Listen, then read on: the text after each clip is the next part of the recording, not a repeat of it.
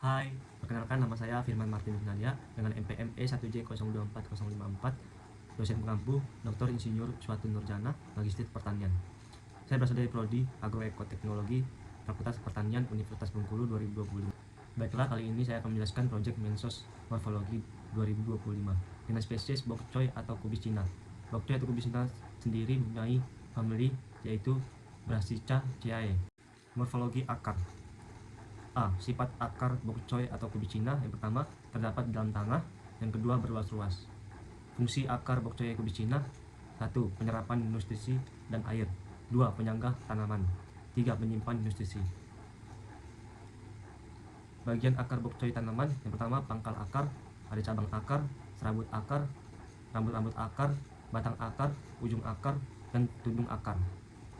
B. Sistem perakaran bok choy atau kubis Cina, yaitu perakaran tunggang. Morfologi batang. A. Sifat batang bok choy tumbuh ke atas. B. Fungsi. Ya, ada yang pertama, fungsi batang bok choy yang pertama menyokong tanaman agar tetap tegak. Yang kedua, menyalurkan air dan nutrisi dari akar ke daun. Yang ketiga, tempat tumbuhnya daun dan bunga. Yang keempat, penyimpanan cadangan makanan. C. Jelas tidaknya berbatang. Tumbuhan bok choy jelas berbatang tapi tidak begitu terlihat. D. Tumbuhan berbatang apa? Pada tanaman bok choy mempunyai tumbuhan berbatang basah. E. Bentuk batang. Bentuk batang pada bok choy berbentuk bulat atau teres. F. Permukaan batang. Permukaan batang bok choy licin. G. Arah tumbuh batang. Arah tumbuh batang bok choy yaitu tegak lurus. H. Percabangan batang. Percabangan batang bok choy tidak bercabang. I. Sifat batang tidak ada. J. Arah tumbuh batang tidak ada. K. Umurnya termasuk tumbuhan. Pada tanaman bok choy, umur termasuk tumbuhan yaitu semusim. L. Apakah itu roset akar? Roset akar adalah susunan daun yang tumbuh melingkar dekat permukaan tanah dengan batang yang sangat pendek atau tidak terlihat. Percabangan batang. Percabangan batang bok choy memiliki batang yang pendek, tebal, dan tidak bercabang secara signifikan.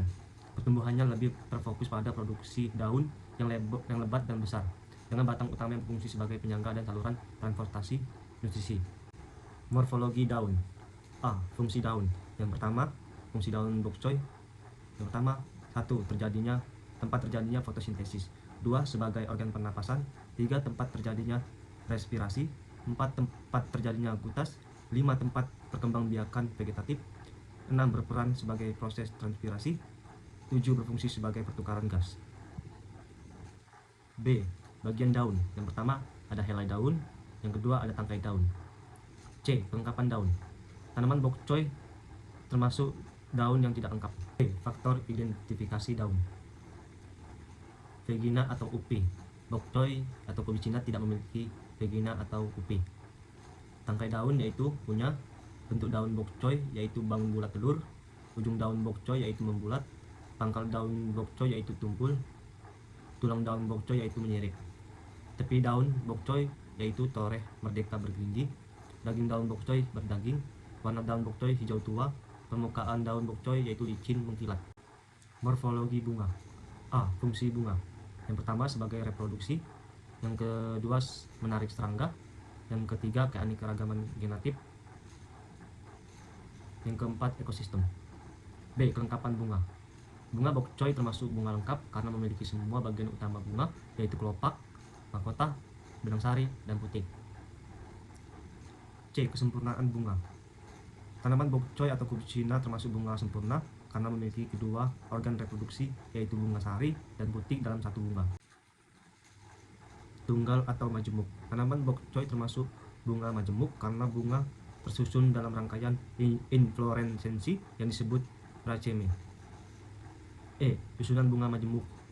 Tanaman bok choy mempunyai susunan bunga majemuk tak terbatas. F. Berumah satu, berumah dua, atau poligami. Tanaman bok choy sendiri yaitu berumah dua karena memiliki bunga sempurna yang mengandung organ jantan yang betina dalam satu individu tanaman. G.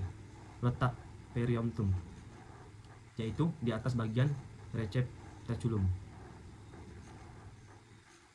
H. Simetris bunga, yaitu simetris radial. I. Bentuk receptaculum pada tanaman bok choy yaitu cakram. J. fungsi dan bentuk kelopak bunga bokcoy, yaitu melindungi bunga yang masih kecup dan bentuknya seperti bulat telur. A. Fungsi dan bentuk mahkota, yaitu menarik serangga untuk menyerbukan, bentuknya seperti salib. L. Fungsi dan bagian-bagiannya benang sari. Tangkai sari pada bokcoy, bagian panjang dan ramping yang menyangga kepala puting. Kepala sari bokcoy yaitu terminal atau terletak di ujung tangkai sari. M. Bagian-bagian kepala putik, yaitu ada stigma, tangkai putik, dan ovarium. N. Proses penyerbukan bunga bokcoy, yaitu penyerbukan silang. O. Perantara penyerbukan, yaitu serangga. Morfologi buah. A. Bagian-bagian buah, yaitu ada polong, ada biji.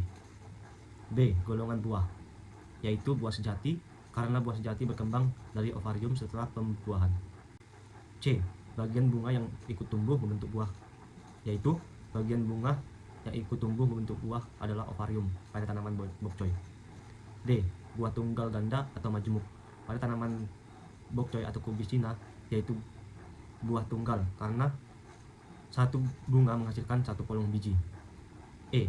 Jenis atau tipe buah. Jenis atau tipe buah pada tanaman bokcoy yaitu jenis buah kering pecah karena berbentuk polong yang akan pecah saat matang untuk melepaskan bijinya. Morfologi biji. A. Bagian-bagian biji pada tanaman bokcoy atau kubis Cina. 1. Kulit biji. 2. Embrio. 3. Kotiledon. B. Bagian-bagian kulit biji.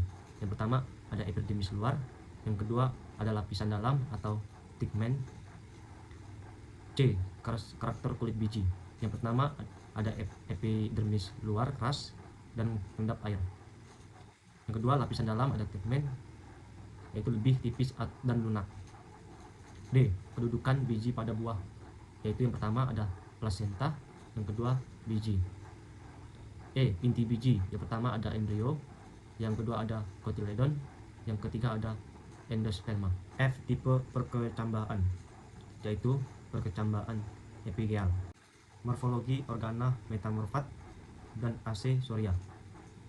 Pada tanaman bokcoy atau kubis Cina memiliki beberapa organa metamorfat struktural kecil seperti yang pertama daun yang menebal berfungsi sebagai penyimpanan air dan cadangan makanan. Yang kedua akar tunggang yang sedikit membesar, yaitu menyimpan cadangan energi meskipun tidak terlihat jelas. Lalu bokcoy atau kubis Cina memiliki organa aksesoria tambahan seperti daun roset, yaitu susunan daun melingkar yang melindungi titik tumbuh dan mengurangi penguapan. Yang kedua ada stomata yang banyak pada daun, membantu dalam pertukaran gas dan fotosintesis yang lebih efisien. Manfaat dan kegunaan.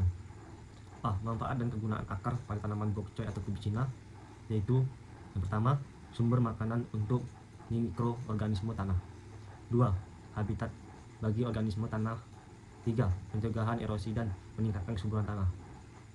B. Manfaat dan kegunaan batang pada tanaman bokcoy atau kubis Cina. Yang pertama sumber pangan bagi manusia, yang kedua pakan ternak, yang ketiga tempat berlindung serangga. C. Manfaat dan kegunaan daun. Yang pertama sumber nutrisi bagi manusia, yang kedua pakan bagi herbivora. D. Manfaat dan kegunaan bunga pada tanaman bokcoy atau kubis Cina. Yang pertama bahan pangan bagi manusia, yang kedua sumber nektar bagi serangga, yang ketiga habitat bagi serangga kecil. E. Manfaat dan kegunaan buah dan biji. Yang pertama bahan pangan dan minyak bagi manusia, sumber makanan, yang kedua sumber makanan bagi burung. F. Manfaat dan kegunaan metamorfat dan aksesoria pada tanaman bokcoy atau kubis Cina. Yang pertama rambut akar sebagai habitat mikroorganisme, yang kedua trikoma sebagai petahan alami, yang ketiga struktur akar sebagai penstabil tanah.